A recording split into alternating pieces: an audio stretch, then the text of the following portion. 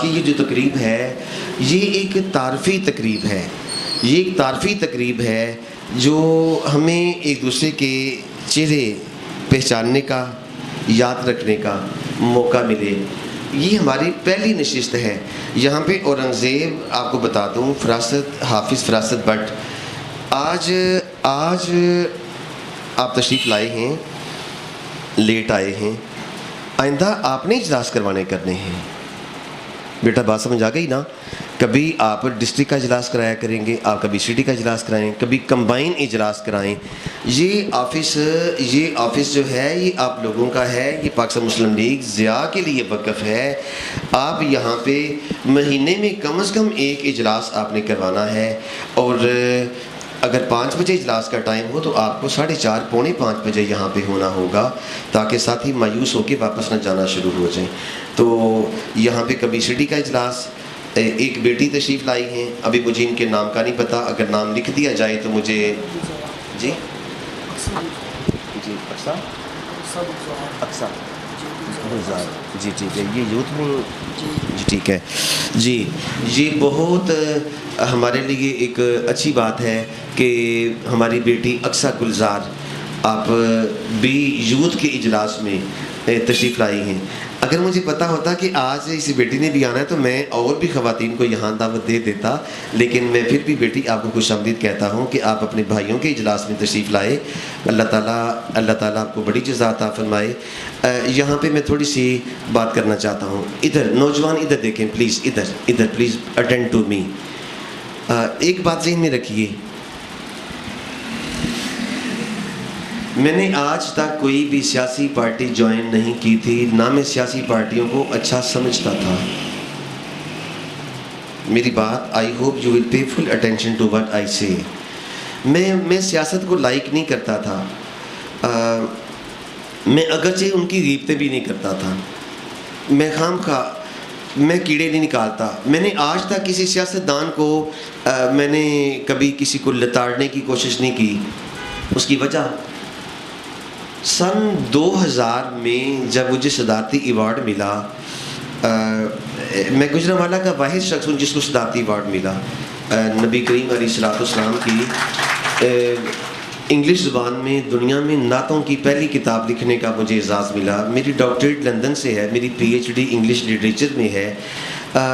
صدر پاکستان فاروق احمد لغاری مجھے کہنے لگے ایوارڈ کے بعد، کہتے ہیں ڈاکٹر صاحب کوئی نعت سنائیں انگلش میں۔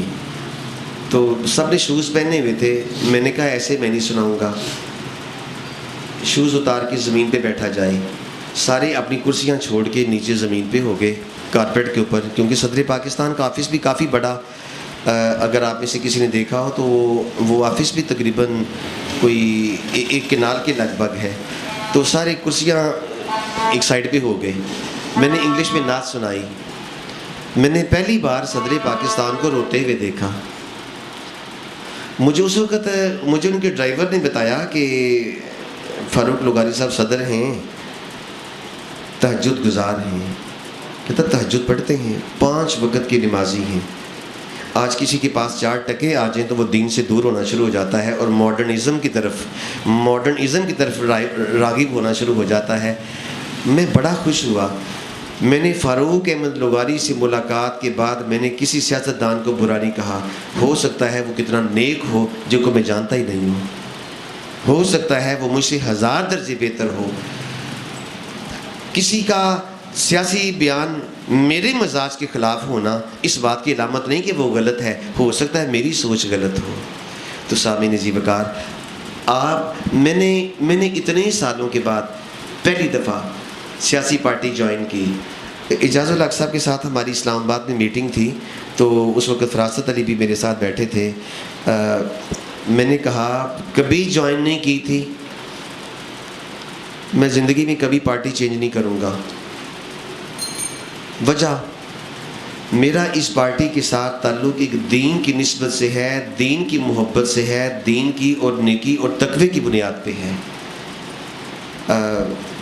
عزیز نوجوانوں، کوئی ایسا صدر پاکستان دیکھا آپ نے جو 5 وقت کا نمازی ہو، چیف آف آرمی سٹاف ہو، چیف مارشل لا ایڈمنسٹریٹر ہو، اور 5 وقت کا نمازی ہو، اس کی جیب میں ہر وقت قرآن پاک موجود ہوتا ہو؟ کوئی ایسا دیکھا کہ جو اقوام متحدہ میں جب پاکستان کی نمائندگی کرے تو اس کی تقریر سے پہلے تلاوت اقوام متحدہ میں پہلی دفعہ ہوئی؟ کس نے کروائی؟ جنرل محمد ضیاء الحق نے کروائی تھی۔ یہ پاکستان میں الصلاۃ کمیٹیاں، نماز کی کمیٹیوں کا اہتمام سب سے پہلے کس نے باقاعدہ سرکاری طور پہ کیا؟ جنرل محمد ضیاء الحق صاحب نے کیا تھا۔ بھائی آپ کو پتہ ہے کہ سینکڑوں ٹیچرز، عربی فاضل، سینکڑوں ٹیچرز گورنمنٹ اسکولوں کے اندر جاب حاصل کر چکے ہیں، اور جو عربی فاضل کرنے والے اور درس نظامی کرنے والوں کو ایم اے کی ڈگری کے برابر کالجز کے اندر لیکچررشپ کا عہدہ ملا، کس کی وجہ سے؟ یہ جنرل محمد ضیاء الحق صاحب کی وجہ سے ہے۔ اور پھر آپ نے نظام زکوٰۃ عشر یہ باقاعدہ کیا، اور پھر سود کے خاتمے کے لیے باقاعدہ آپ نے ایک آرڈیننس بھی جاری کیا، اور پھر یہ جنرل محمد ضیاء الحق ہی تھے جنہوں نے امریکہ کو للکارا، جنہوں نے افغانستان کی سرزمین پہ روس کے ٹکڑے ٹکڑے کیے، اور 7 اسلامی ریاستیں ابھر کے سامنے آئیں۔ یہ کس کا کمال ہے؟ یہ ایک مرد مومن، مرد حق ضیاء الحق کا کمال ہے۔ اب ان کے بیٹے اعجاز الحق، ایک بات یاد رکھیے گا نوجوانوں، میں آپ کی توجہ کو سلام پیش کرتا ہوں کہ تمام نوجوان میری بات پوری توجہ کے ساتھ سن رہے ہیں۔ اللہ کی قسم میں یہ پارٹی کبھی جوائن نہ کرتا اگر اعجاز الحق شرابی ہوتا، اگر اعجاز الحق بے نمازی ہوتا، میں یہ پارٹی کبھی جوائن نہ کرتا، اگر وہ کوئی سٹے باز یا جوئے باز ہوتا، میں یہ پارٹی کبھی بھی جوائن نہ کرتا۔ مجھے یاد ہے میں ملائیشیا گیا، ملائیشیا میں ایک جگہ ہے گینتین، آپ میں سے جو نوجوان ملائیشیا سے ہو کے انہیں پتہ ہے کہ گینتین جیسے ہمارا مری ہے نا یا ایوبیہ، ایسے وہاں کا گینتین ہے۔ میں گینتین کے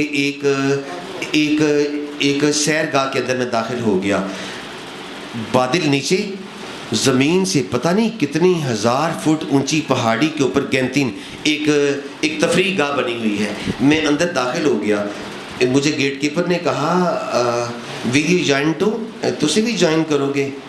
میں نے کہا میں کیوں نہیں جوائن کروں گا، میں اندر چلا گیا۔ اس نے کہا do you have a lot of business in Pakistan, بڑا کاروبار ہے؟ میں نے کہا بڑا کاروبار تو نہیں، میں ایک چھوٹا سا ٹیچر ہوں اور وہ بھی ٹیچر بننے کی کوشش کر رہا ہوں، تو کوئی بڑا کاروبار تو نہیں ہے، البتہ میں اندر جانا چاہتا ہوں۔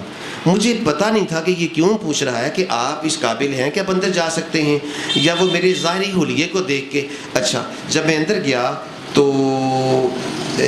مجھے پھر ایک بندے نے پوچھا کہ آپ کے گروپ کا پہلا بندہ اندر آیا ہے، تو آپ کو پتہ ہے یہ کیا ہے؟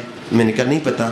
کہتا ہے یہ دنیا کے جو 4 بڑے جوا خانے ہیں، گیمبلنگ ہاؤس، اس میں سے ایک ملائیشیا کا یہ ہے، یہ دنیا کے 4 بڑے جوئے خانوں میں سے ایک ہے۔ اچھا میں نے کہا اللہ مجھے معاف فرمائے، مجھے پتہ نہیں تھا۔ کہتا ہے کوئی بات نہیں، میں آپ کو نا باہر نکلنے کا رستہ بتا دیتا ہوں، کیونکہ آپ اندر جائیں گے تو آپ کی جیب میں اتنے پیسے ہی نہیں کہ آپ وہاں پہ کھڑے بھی ہو سکیں۔ اینی ہو اس نے مجھے واپس لا رہا ہے دوسرے گیٹ سے، رستے میں کچھ تصویریں دیکھیں، نیچے 6 تصویریں، اوپر 4 تصویریں، اوپر 2 تصویریں، اوپر 1 تصویر، اور اوپر والی سب سے اوپر کی تصویر وہ آصف علی زرداری صاحب کی تھی۔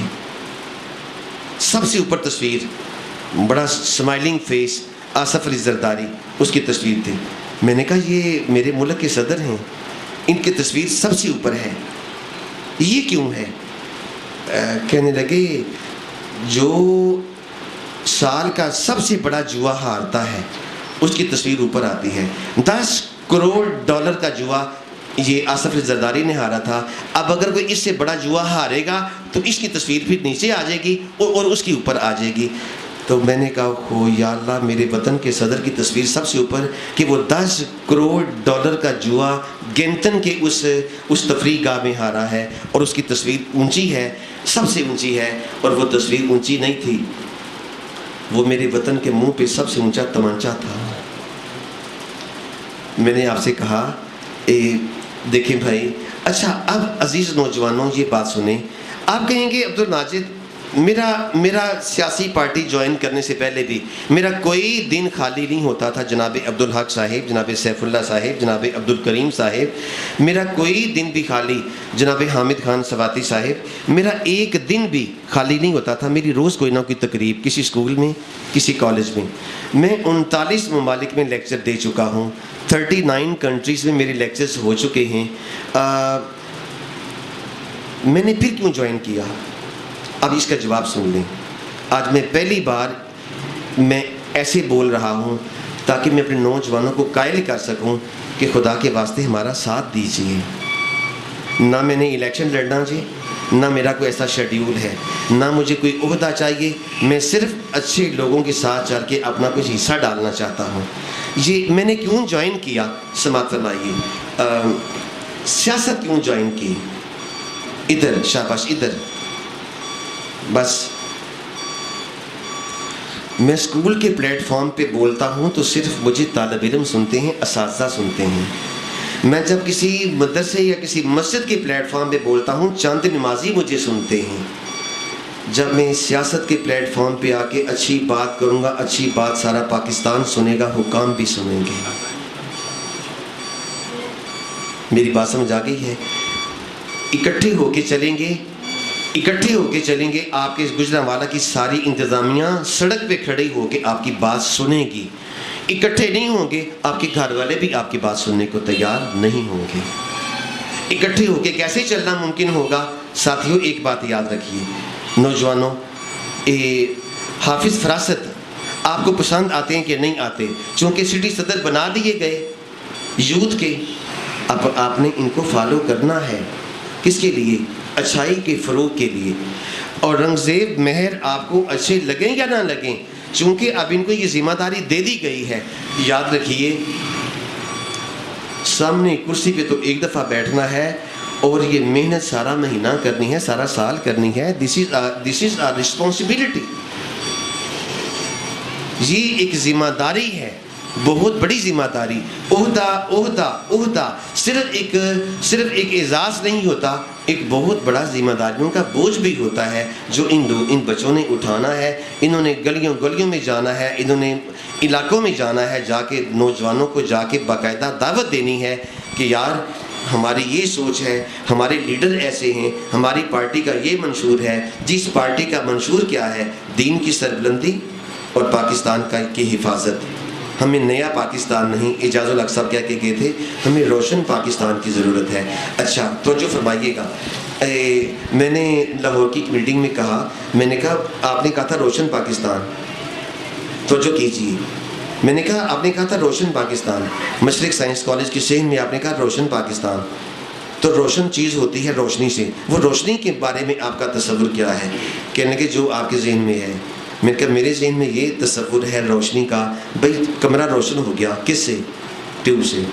روشنی کہاں سے آئی؟ یہ بجلی کی روشنی ہے. دس از دا پروڈکشن آف الیکٹریسٹی, کہ روشنی آئی. بھائی روشن پاکستان کے لیے آگے نکلنا ہے. وہ روشنی کہاں سے آئے گی؟ وہ اللہ کے رسول سے آئے گی. یاد رکھیے, روشنی یورپ سے نہیں آئے گی, کینیڈا سے نہیں آئے گی, امریکہ سے نہیں آئے گی, برطانیہ سے نہیں آئے گی, فرانس کے محلوں سے نہیں آئے گی, اٹلی سے, بیلجیم سے نہیں آئے گی. بھائی روشنی آئے گی تو کلمہ طیبہ لا الہ الا اللہ محمد رسول اللہ سے روشنی آئے گی. اور اگر آپ میں سے کوئی نوجوان غیر مسلم بھی ہیں, چونکہ ہم نے ایک